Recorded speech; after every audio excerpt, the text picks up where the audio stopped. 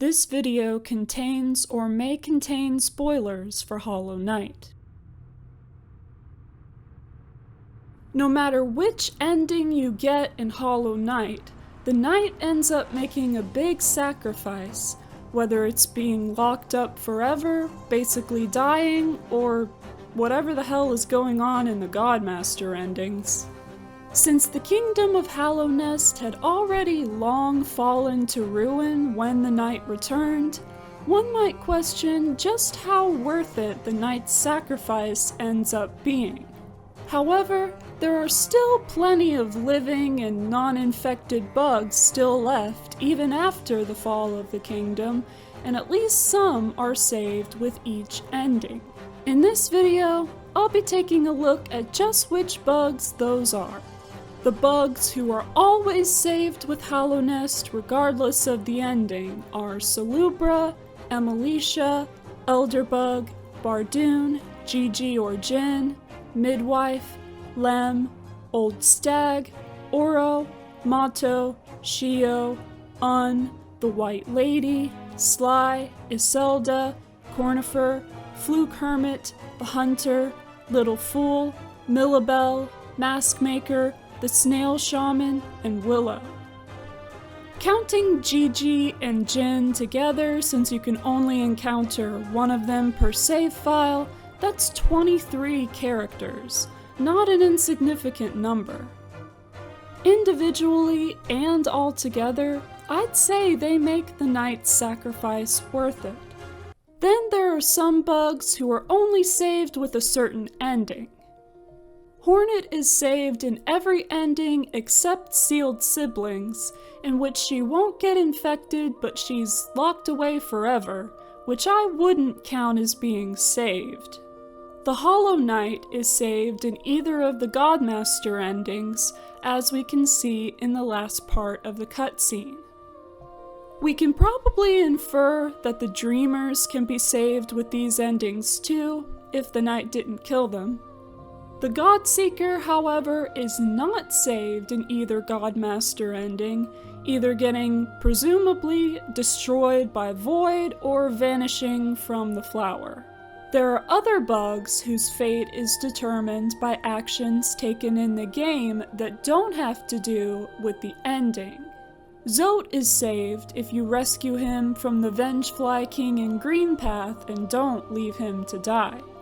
The Nailsmith is saved if you don't get the pure nail or you don't kill him with it when he asks you to. Cloth is saved if you wait until after the Traitor Lord fight to find her in the Ancient Basin. Leg Eater is saved if you don't lead him to Divine, who eats him. Tiso is saved if you don't listen to him enough times to get him to the Colosseum and then do one of the trials. Menderbug is saved if you don't kill him in the Crossroads. Tuck is just saved if you're not playing in Steel Soul mode. The Grubs are saved if you free them all. One I'm not quite sure about is Mila.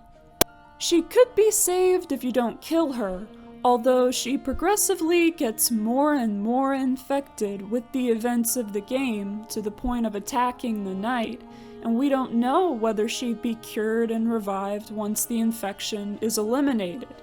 However, even when she is the most infected, the lyrics to the song she sings are in her mind, and she cries out if you kill her, so she may not be all the way gone at that point. Then there are some who wouldn't need to be saved anyway, such as the Mantises, and those whose fate is uncertain if you take certain actions. Bretta leaves Hallownest entirely if you defeat Grey Prince Zode enough times that she gets discouraged from staying in Dirtmouth, which at the very least seems to make Elderbug unhappy. Quirrell wouldn't have to give up Monomon's mask if her seal wasn't broken, but if she woke up, he would probably have to give it back to her, unless maybe Maskmaker can make either one of them a new mask. We don't know where the Dung Defender goes if you beat him as the White Defender enough times for him to leave the waterways and give the knight a dung statue, since we don't see him in Hallownest again after that. Pretty much the same for the Grey Mourner once you complete her quest. As for the Grub Father, we don't really know what happens to him once the whole metamorphosis thing occurs. The only one I can think of who can't be saved no matter what happens is Moss Prophet, since they're already partially infected when you first encounter them, and certain gameplay events that can't be avoided cause the infection to fully take them over and kill them. I don't think they'd care about being saved from the Radiance's influence anyway. Total simp. All in all though, I think that there are definitely enough bugs saved in any case to warrant the knight's sacrifice. So what do you think? Do you believe the knight's sacrifice is worth it? Let me know in the comments. Thank you for watching this video. Please be sure to give it a like, share it, check out my other Hollow Knight videos, and subscribe for more to come. I hope you're having a great day, and I'll see you next time.